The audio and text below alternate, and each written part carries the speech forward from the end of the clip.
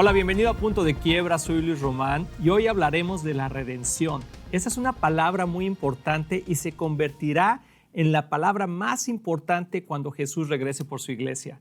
Si conoces a Jesús y fuiste redimido, esto sucedió en el día que invitaste a Jesús a tu corazón para que fuera tu Señor y Salvador. Un día en el futuro estaremos con Él en el cielo, un cielo hermoso y lleno de placer. Ahí vamos a experimentar el verdadero confort y el descanso del que tanto hablamos. Experimentaremos el universo creado con los sentidos agudizados. En el cielo no tendremos falta de nada, todo dolor y temor quedarán en el pasado y la presencia de Dios será tan fuerte y nos va a estar rodeando todo el tiempo. Te quiero invitar a que promuevas este canal, que te suscribas, que le des un like. A veces vemos este programa y decimos que está muy padre, muy bonito, pero se nos olvida suscribirnos y darle un like. Te animo a que lo hagas porque eso nos ayuda a promover este mensaje a más personas. Comenzamos. El verdadero placer y paz comenzarán el día en que Jesús regrese por nosotros. Volveremos a un estado de armonía con Dios. Imagínate eso. Dios quiere que esto sea para todos.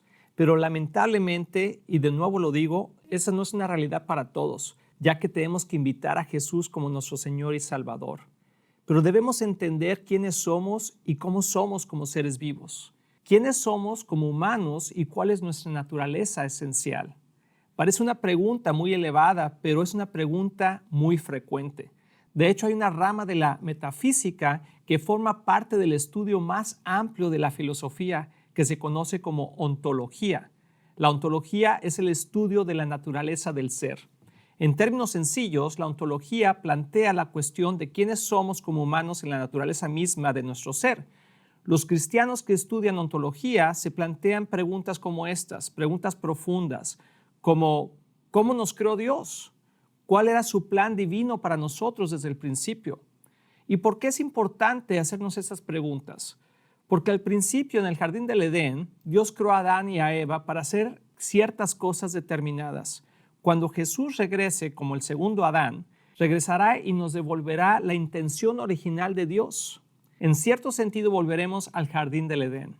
Es más, Dios nos ha llamado como creyentes a vivir en el presente como Él pretendía en un principio, de la misma forma en que nos redimirá eternamente cuando Jesús regrese. Debido a esta conexión, la ontología está íntimamente relacionada con la escatología, que es el estudio de los últimos tiempos.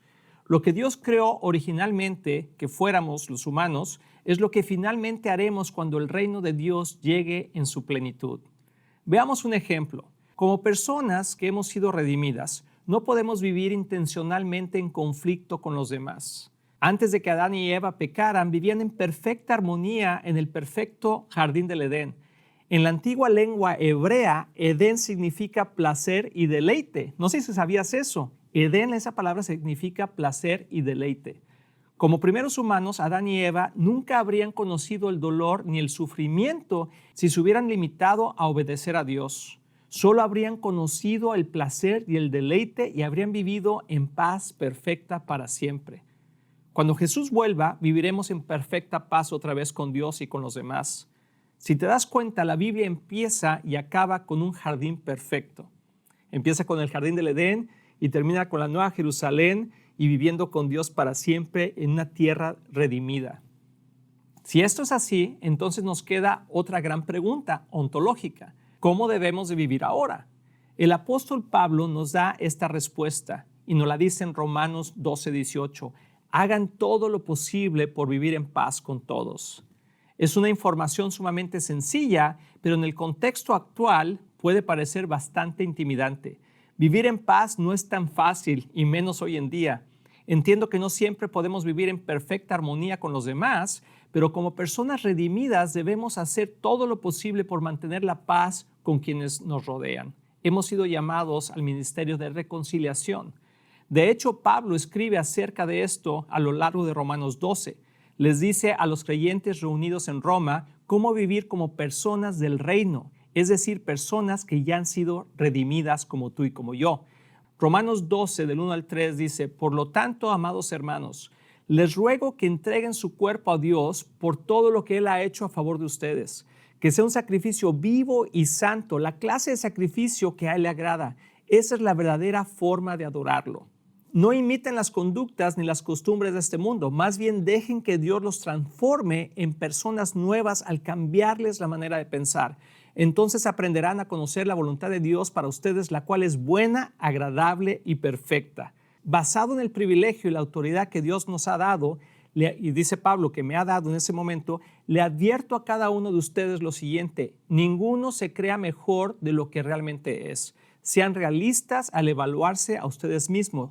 Háganlo según la medida de fe que Dios les haya dado.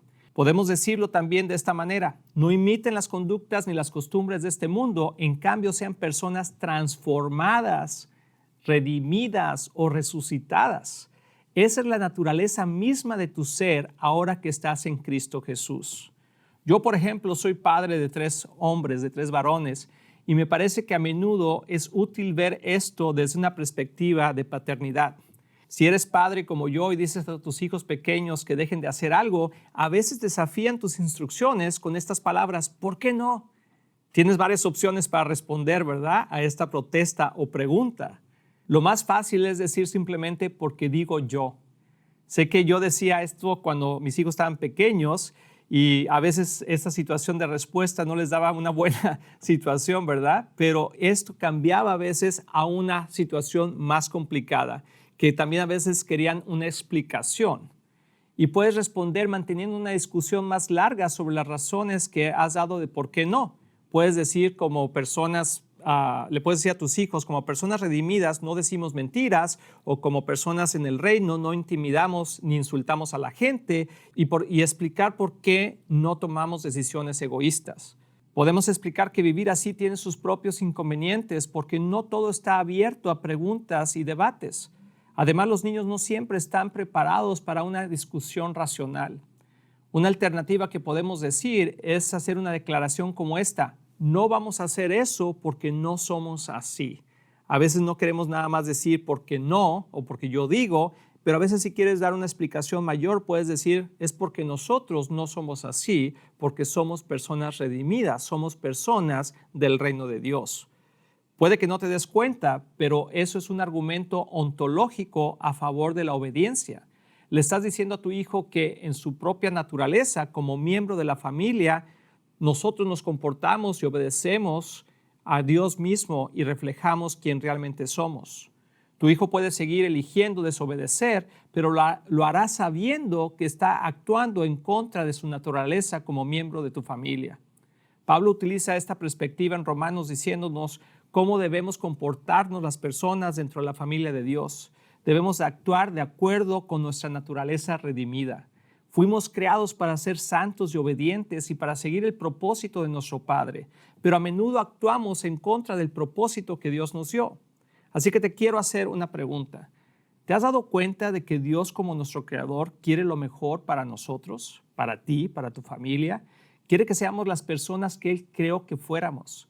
De hecho, la intención divina de Dios nunca fue que los humanos pecáramos y sufriéramos en absoluto.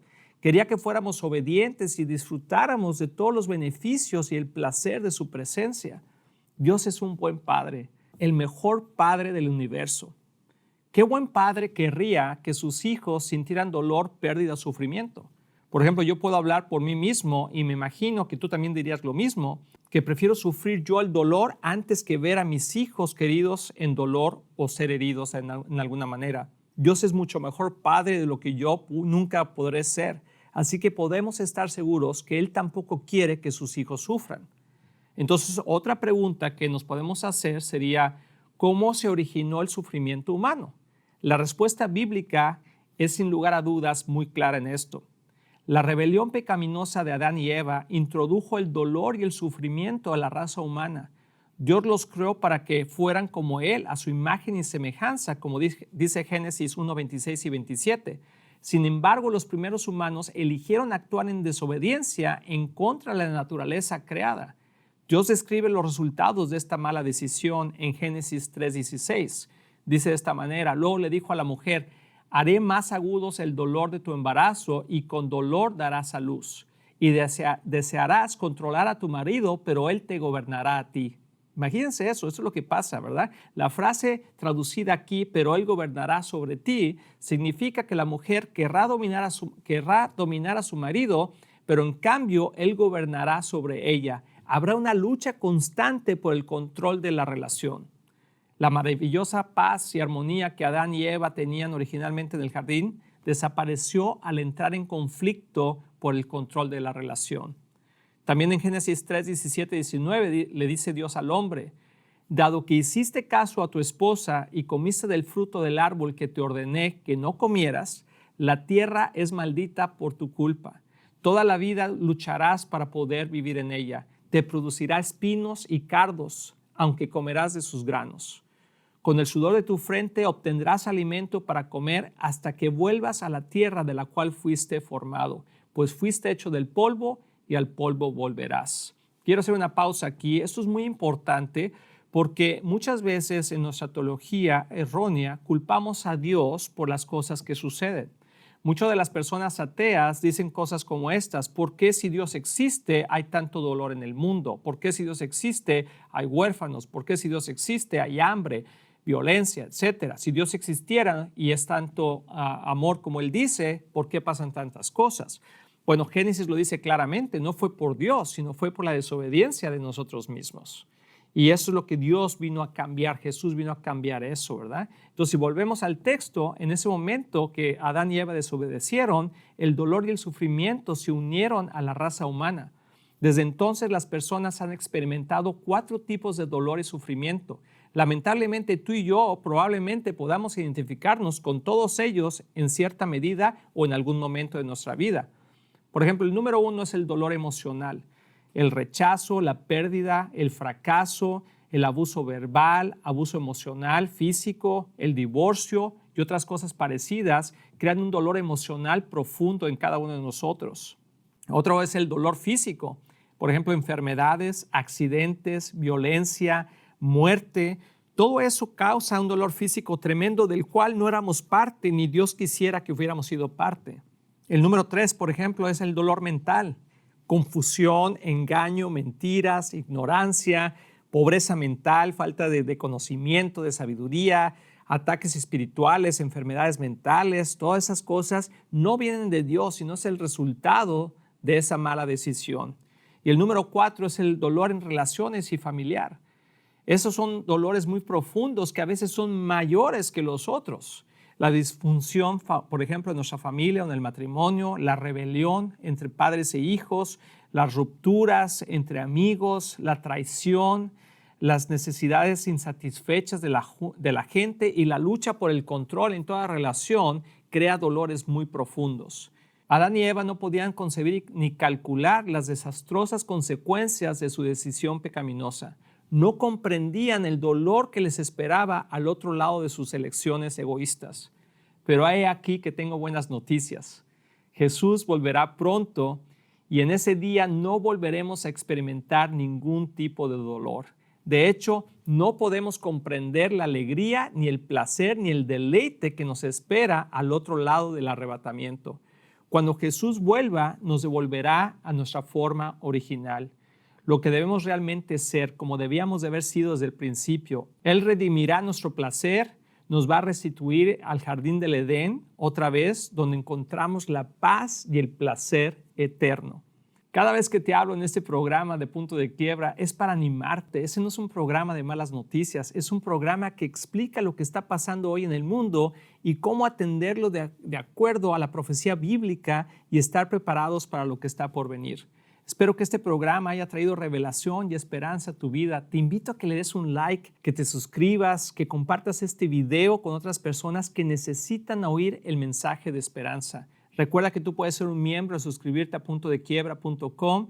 Esta es una sección donde tienes acceso a artículos durante la semana, noticias relevantes conforme a los últimos tiempos y nuestra sección de preguntas y respuestas. Gracias nuevamente por ver este programa. Compártelo con más personas ya que Jesús viene pronto. Hasta la próxima.